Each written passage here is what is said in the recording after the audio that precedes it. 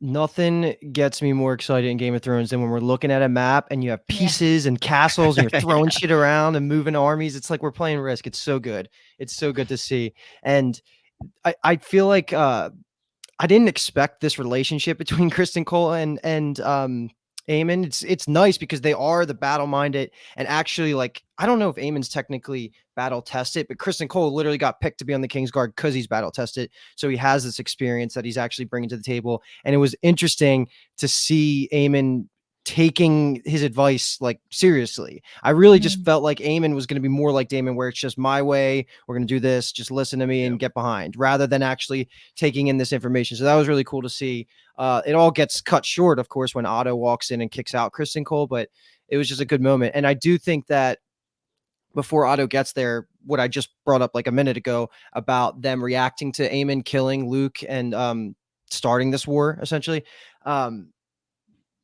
Like what I would say is that so Aemon is saying how his mom blames him for starting the war, but he rightfully also says that the mom, and also meaning Otto, have been scheming to usurp the throne regardless of that, if that happened at all. It just would have been a more Cold War start than it would have been a hot war that he just kind of kicked off. So I actually don't necessarily blame Aemon fully. Of course, he's probably like 49% to blame, but also 51% still falls on the small council that was in power. So that's what I was more happy that they kind of reacted to that rather than just like going right past it. But yeah, I mean, Aemon, of course, deserves a slap on the wrist at the very freaking least for killing a dragon and killing his cousin. Yeah.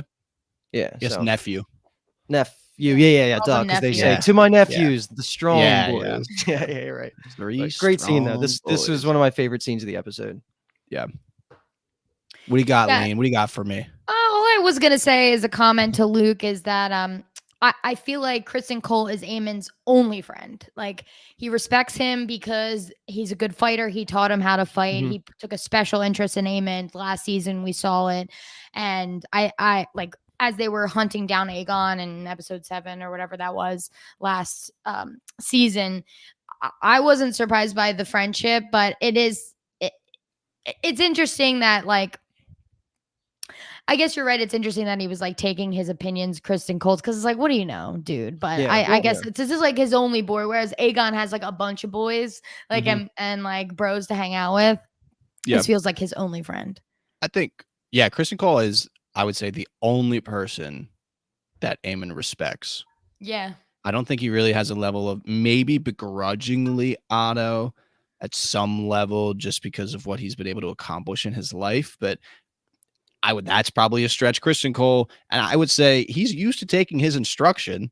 I mean, he's been instructing Aemon on how to fight for all these years, and Aemon knows the results of that, the reality of listening to Kristen Cole through that. Sure. So I think that there's definitely an established relationship there. He also respects Daemon, if you remember from season 1. That's very which is fair. That's very the coolest thing, because when he cuts off Corlys's brother's head, like Aemon was like so hype, and like the dinner he like squaring up with his uncle, or I guess is that what is his uncle, because he's Viserys' son, so it's yeah, Aemon's his his uncle and crazy. his brother-in-law.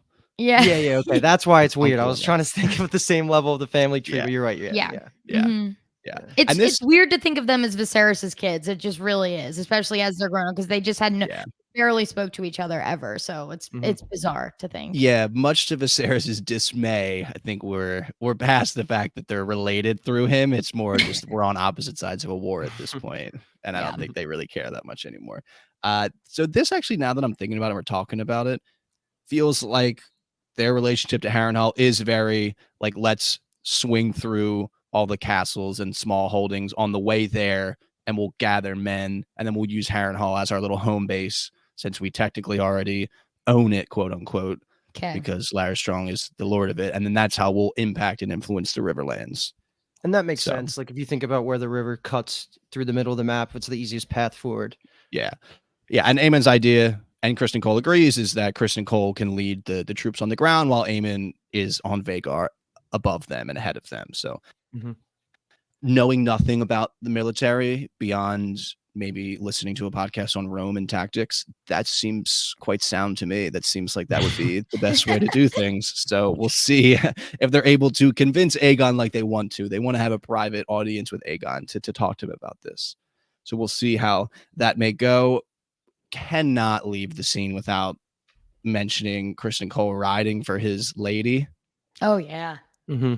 Aemond is talking, I'm going to go out and say a ton of shit on his mom here, where he's just saying, when even he says her grace speaks with two tongues. Thought that was interesting, where it seems like he has lost all respect for his mom, calls her a fool because she has, she holds love for the enemy. And he kind of almost feels like has cut that tie immediately with her. It seems like there is no kind of love there. Well, Criston Cole sticking up for her kind of makes Aemond realize, like, oh, she holds love for our enemy. Like, that makes her a fool. Like, he almost makes it worse. Yeah, that's true. Because I think Criston kind of explained this background between Rhaenyra and Alicent that he didn't have before. Yeah, yeah, that's true. That's true. Yeah, I guess he wouldn't know. Alicent probably wouldn't talk about it so much. She has a gentle heart, okay? Yeah. And Rhaenyra's a cunning spider, all right? If you haven't figured it out yet, Aemond. I thought he was going to end that word with a T. I don't know. Me too. He started saying cunning, and I was like, you better stop. Very true. Very true. I wonder if Aemond is gonna clock at one point, like, dude, you really defend my mom a lot. Like, are you banging her? Like, I'm interested to see if that becomes a hot point between the two of them. I don't think Aemond would really care. He doesn't seem like the type of guy that would take offense to it, but I'm just interested in that. Now that Helena knows, she might just blurt it out randomly, not realizing that it's something you shouldn't say. But it might be he wouldn't believe her because she'll say like mom is on Cole, and he'll be like, oh, Helena. Like, I don't know if she would say it outright and he would believe it. Yeah. Cryptic, yeah.